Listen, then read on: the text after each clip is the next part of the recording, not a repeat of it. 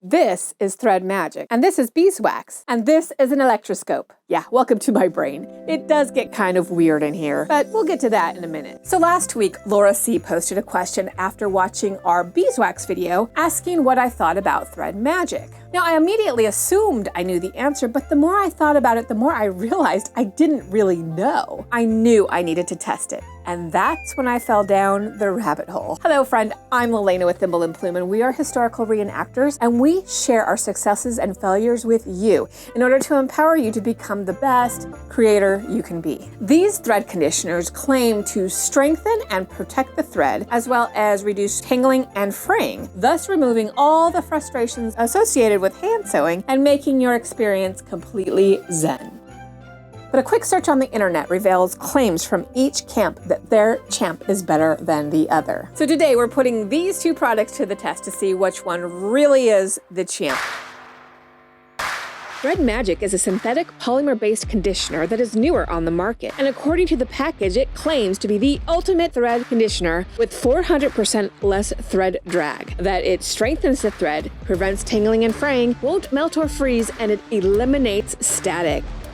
Beeswax is a natural wax product produced by honeybees and has been used since ancient times for many various purposes. It is said to strengthen and protect thread, as well as to prevent tangling and fraying. Pure beeswax never spoils or goes bad. Let's get ready to rumble! I don't know.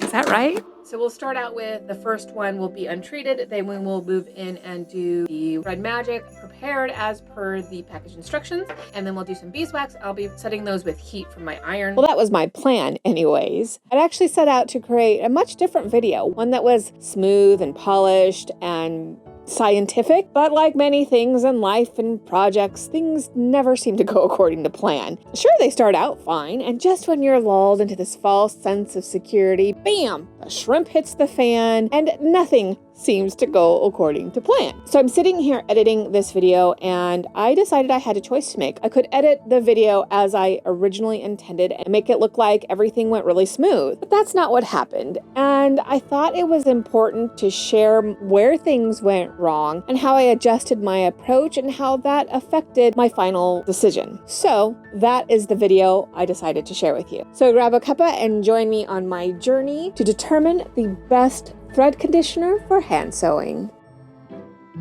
I didn't have any, so I put on some pants, and I'm here at my local Joann's to pick up a container. Thread Heaven was the first of its kind, and it was invented for use with beading, but the owners retired, and so Thread Heaven disappeared, but Thread Magic popped up a bit later. Okay, so I'm here in the Notion aisle. Oh, there it is, okay. So it's $9.99. So here's some beeswax, and it's $3.99. So that's quite a difference in price. We'll go ahead and go pay for this and head on out. This is my electroscope that I made, and this is going to test static electricity. So the theory here is that when you bring static electricity near to this coil, it causes these two foil pieces to repel each other. So let's test to see if it works. In order to do that, I have myself a good old wool sweater. I'm going to rub my styrofoam against the sweater, build up some static electricity, and then I'm going to approach. That's so cool. So we know it works. So I'm really excited that this actually worked. And that's where things went wrong. Try as I might, I could not get that silk thread to register anything on the electroscope, even when I rubbed it against the wool sweater. Nothing happened, and I was stuck. Was it the thread itself, or was it that there just wasn't enough? Or maybe it was because it was still on the spool? I needed some help, and the only thing I could think of was to Google it. Okay, so I did some looking up, and I found that you're more likely to get static cling on synthetic fibers. So I have this, it's a wool acrylic blend. So I grabbed this because this would probably be a better test of it, so we'll test this out. I mean, look at that. That has static electricity in it. Okay, there we go. So we've got that. That's the question. Can we get it to work with one? I wonder if it's just not a big enough load. Yeah, I just think it's just not enough thread. So, okay, so we do know that the thread will get static. So here's this thread. It has no, it's normal, okay? Going to put it through here.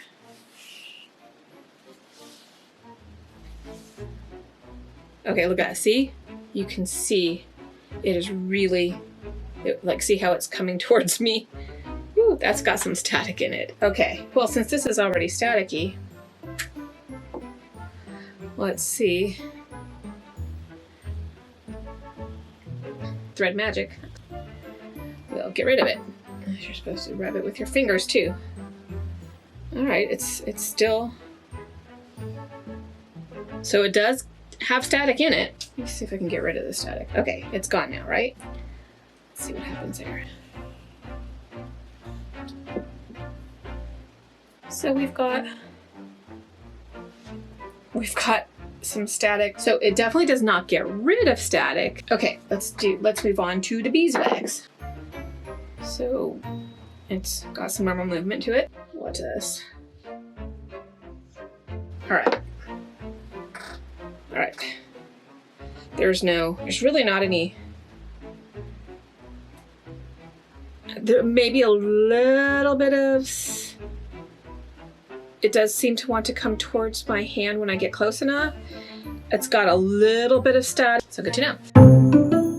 Want to see how these two things affect the appearance of the thread. What I'm going to do is I have this is just some DMC, and we're going to give this a test to see how it looks, how it affects. Because with embroidery especially, you know, you want to have that shine and that kind of fluff. I don't know that I would want to wax my embroidery thread if I'm doing embroidery work. But like I said, I'm not an embroiderer. Okay, so we have beeswax here. In the center we have our untreated, and then we have Thread Magic.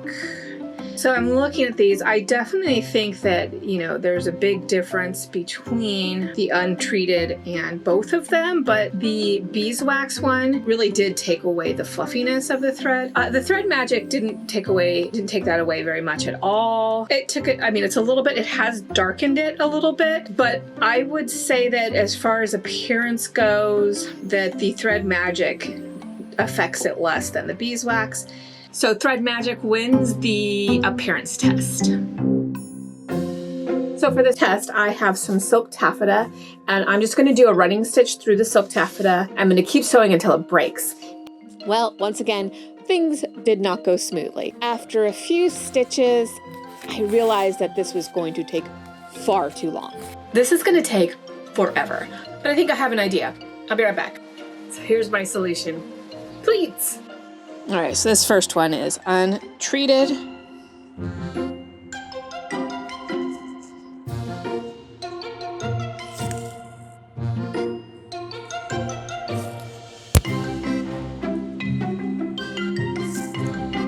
And that didn't work either. I sewed through the entire length of the thread, and while there was a moment when I thought it would break, it didn't. It took so long that my camera ran out of batteries, which is why I don't have any footage, and I was really frustrated and tired, and honestly, I just felt defeated. So I did the only thing I could do in that moment. I took a nap. And when I woke up, once again, I turned to Google. There's got to be a better way to do this. So I did some Googling, and, you know, I was like, well, how do you measure tensile strength?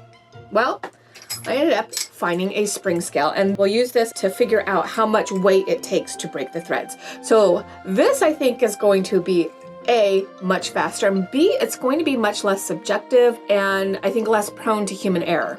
Okay, so I have the strength test set up. We have the spring scale all ready to go. Okay, and this is untreated thread in 3, 2, 1. Wow, that took some strength. Thread Magic strength test.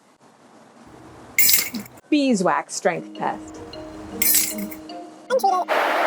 Thread heaven. Beeswax. Untreated. Thread Magic. So in the end, all the numbers ended up coming to almost exactly the same. So there really wasn't enough of a noticeable difference to declare one a clear winner. I will add that I've always kind of wondered when they say strength, I don't necessarily think it means it's going to make your thread actually stronger against any sort of force that's put on it. I think that the idea that it strengthens your thread means that it is protecting it from breakage as you sew. I hope that makes sense. If it doesn't, let me know in the comments.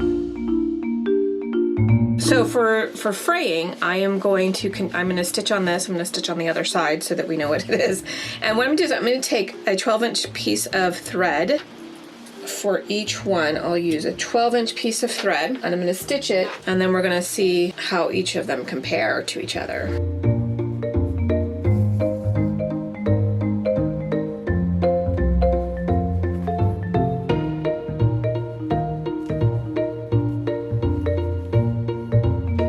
So this is the first one. I'm leaving I've got about a little over 5.5 inches left. And it's got a lot of fraying. All right, let's take our next length, 12 inches. This is the Thread Magic test. All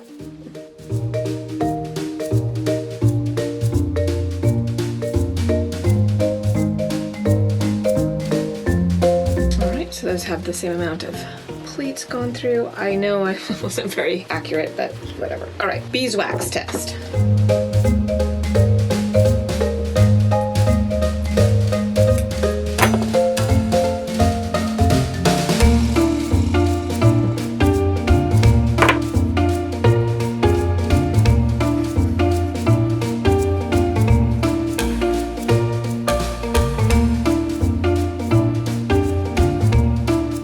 Finished here. Let's get everything laid out.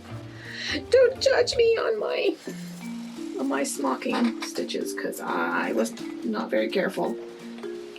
All right, let's take a look. This is our Thread Magic and this is our beeswax. And you can see by the ends here, I think the beeswax did a lot better than the other two. Okay, so let's come in here. So that is our untreated. You can see there's a lot of fraying there. This is our Thread Magic. I would say that there's a lot of fraying. And here's our beeswax. Honestly, I think our beeswax really, I could even feel it when I was sewing. I really do think that the beeswax did a much better job of protecting it from fraying. It felt so much smoother sewing with the beeswax. Also, the beeswax helped it stay in my needle better. When it comes to fraying, I'm gonna give beeswax the winner of this one.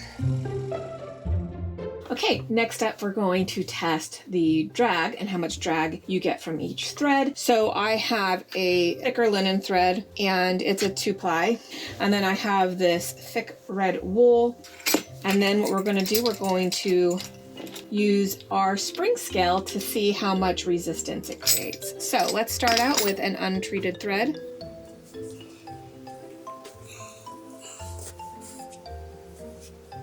Okay, so and I've taken 1, 2, 3 running stitches with it.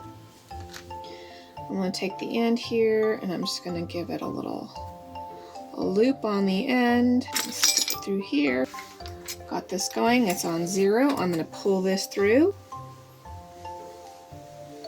0.6, 0.18, 0.14, 0.12, 0.14, 0.12. So now let's grab our Thread Magic. And we will put this piece through that, and 3. Okay, we have 3 running stitches. Put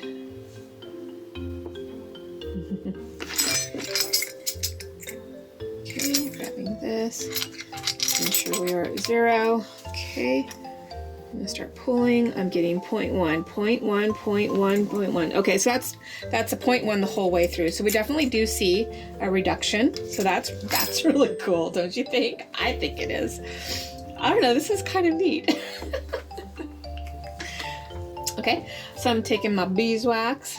I'm gonna stick it through 1, 2, 3 times, 4 times, and then I'm gonna give it a press. Ow.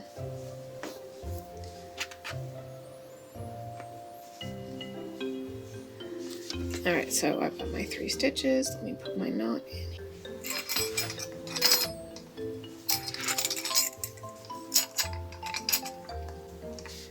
Okay, and I'm pulling, making 0.10, 0.12, 0.14, and then 0 at the end there. So it was 0.10, 0.12, 0.14 as well. Definitely not 400% worth. There is a little bit of drag reduction, and you can feel it when you sew.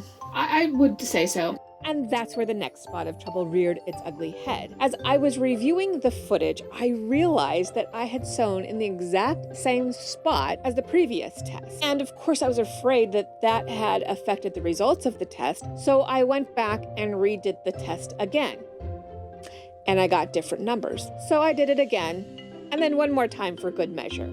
And it turns out that the numbers that I got in those additional tests ended up being almost exactly the same numbers that I got in the untreated test and the beeswax test. So it really felt like it all turned out to be a complete waste of time. So I can't say if it's because the claims on the package are just unfounded, or perhaps it's probably because of the way I did my test. I just don't have the proper equipment to test it. So honestly, this test just wasn't conclusive. Now, I knew that tangling would be hard to test, and boy, it did not disappoint. I tried over and over again to get the thread to tangle. After several failed attempts with different fabrics and different threads, I just couldn't get it to tangle on camera. I had all but given up, but in a last-ditch attempt, I ended up grabbing some hair canvas and some polyester thread, and I just started sewing. Now, I didn't get any monumental tangling, but you can see with the untreated thread that it did eventually tangle up to the point that I had to stop sewing. I then moved on to a new piece of thread and treated it with Thread Magic. I did hit a couple of rough spots along the way.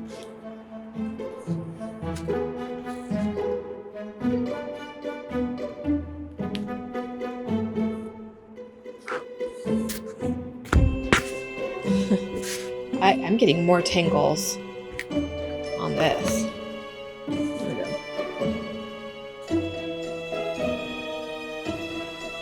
Try to take it out.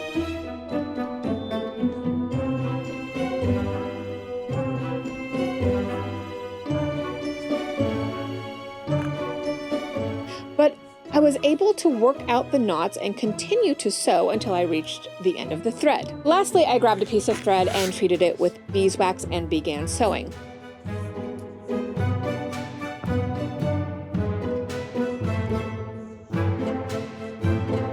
Got a tangle.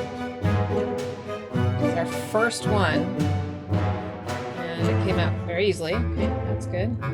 This time I hit even less rough spots, and the knots that started to form were very easy to work out, and I was able to sew to the end with this thread as well. Now, the biggest takeaway from this test was how each thread felt to sew with. Funnily enough, this ended up being the most informative and ended up being the deciding factor in my final opinion, which brings us to the final analysis.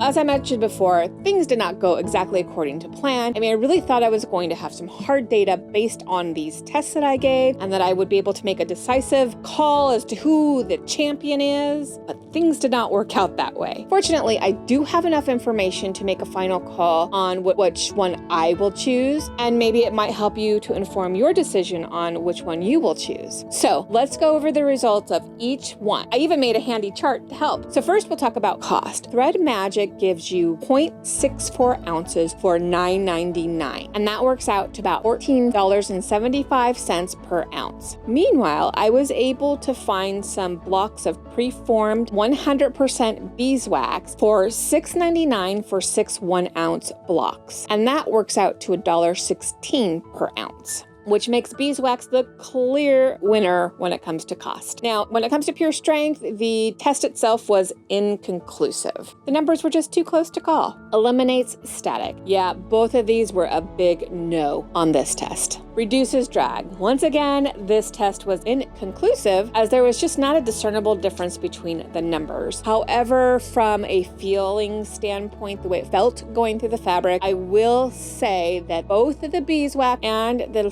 Thread Magic do feel like they drag less through the fabric than an untreated thread. Prevents fraying. While both of these products did prevent fraying a little bit, Beeswax definitely was a clear winner in this regard. Prevents tangling. While both do prevent tangling, Beeswax did a much better job. Convenience. Now, Thread Magic is the clear winner here. So one of the claims of Thread Magic is that it doesn't melt or freeze. Now, I'm not too worried about freezing, but anyone can tell you that it really is no fun to have a chunk of beeswax melt all over your sewing kit when you've left it in your hot car all day. But also melting in a way is a good thing because that's what allows you to press it into your thread using an iron, but that's also really inconvenient. So not having to do that definitely gives Thread Magic the edge when it comes to convenience.